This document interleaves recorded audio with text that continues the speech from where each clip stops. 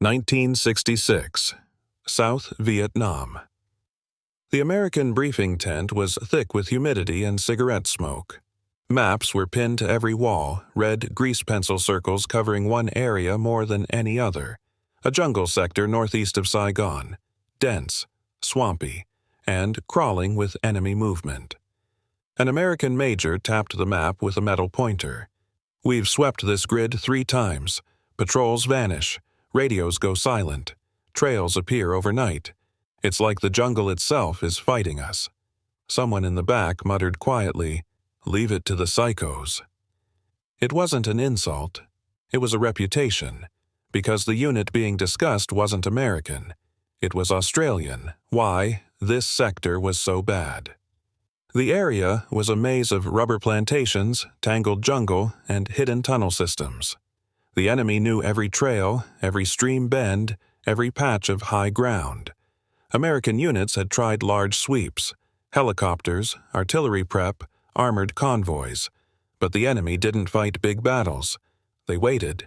They watched.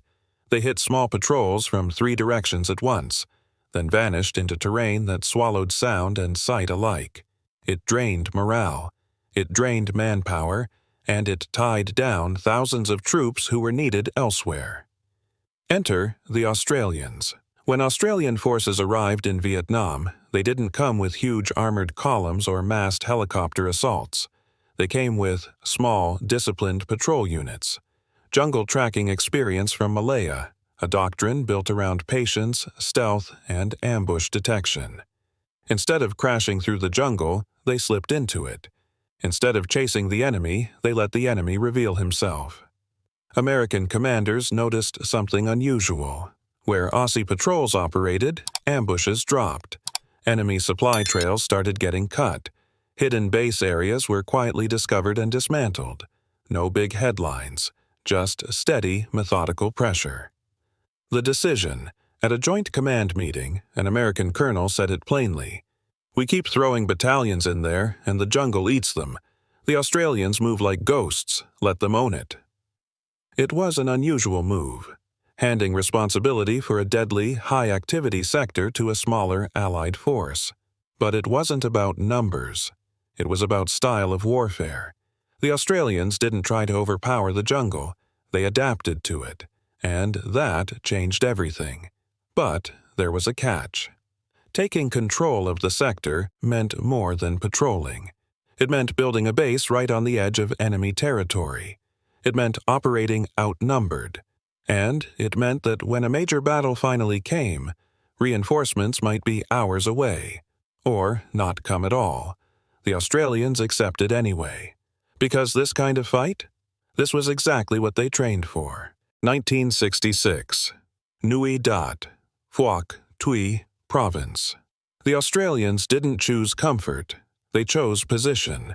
Nui Dat was a low, scrub-covered hill surrounded by rubber plantations and thick jungle, close enough to enemy territory to control movement, but exposed enough to be dangerous. American advisors were skeptical. "You're putting your base there? That's enemy backyard." But that was the point. Instead of reacting to enemy attacks, the Australians wanted to sit in the middle of the web and feel every vibration, building under threat. There was no grand arrival. No parade, just bulldozers carving red dirt, engineers laying wire, and infantry digging fighting pits while scanning tree lines every few seconds. Every hammer strike sounded too loud. Every engine noise felt like a signal flare. Patrols pushed out before the base was even finished. Not to search and destroy, to learn the ground. They moved slowly, reading broken branches, disturbed soil, cut vines. The jungle wasn't silent. It was watching back, and then they found something. Fresh footprints. Not one man, not 2. A group, heading west. The patrol that kept walking. A small Australian patrol followed the signs carefully, spacing out, weapons low but ready. They didn't rush, didn't call artillery, didn't alert helicopters, they just tracked. Step by step. Hour by hour, until the signs changed. More tracks, heavier movement, boot prints overlapping, weapon drag marks. This wasn't a small unit. This was a formation moving into the area. And suddenly, the Australians realized something chilling. They weren't tracking a few enemy scouts. They were walking into the path of a much larger force, outnumbered, miles from base, radio signal fading in thick terrain, and the jungle around them had gone completely still, the calm before the storm. Back at Nui Dat, artillery crews stayed on standby. No one said it out loud, but everyone felt it. Something big was moving in the sector, and a small patrol was the only thing between it and the new Australian base. They kept following the trail anyway, because turning back would mean losing the enemy. And in this kind of war, information was everything. The patrol had been moving for hours when the first shot cracked through the trees. Not a wild burst, a single, deliberate round. Then silence. The Australians didn't panic. They moved exactly how they had trained, spreading out, taking low cover, eyes searching for muzzle flashes instead of shooting blindly. Then the jungle erupted. Automatic fire tore through branches. Dirt kicked up around them. Voices shouted in a language they couldn't see. They had walked straight into the edge of a much larger force, outnumbered, outpositioned, but not unprepared, holding the line. The patrol commander got on the radio, calm but urgent. Grid coordinates, enemy direction, estimated strength. Back at Nui Dat, artillery crews snapped into action. Guns turned, charges set, calculations shouted over the noise. Moments later, distant thunder rolled across the jungle as artillery began landing between the patrol and the advancing enemy. Not random, precise. A wall of steel and sound that slowed the push. Rain started to fall.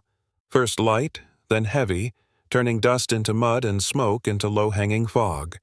Visibility dropped. Confusion spread. But the Australians used it. They shifted positions, kept fire controlled, never wasting rounds. Every movement covered. Every man watching another angle. Hours felt like days. The turning point. The enemy tried to outflank them. The patrol adjusted. Artillery shifted again.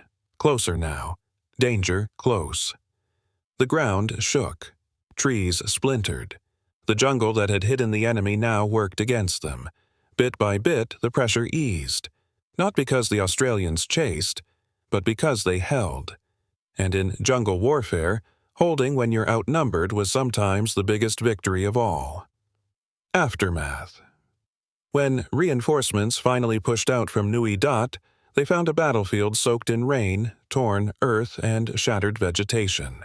The patrol was exhausted, low on ammunition, but still in position. They hadn't broken, and the large force moving toward the base had been stopped cold. Word spread quickly. The quiet sector wasn't quiet, but it was now in the hands of soldiers who knew how to fight the jungle without letting it swallow them. From that day on, the reputation stuck. Not reckless, not crazy, just disciplined, patient, and deadly when it mattered.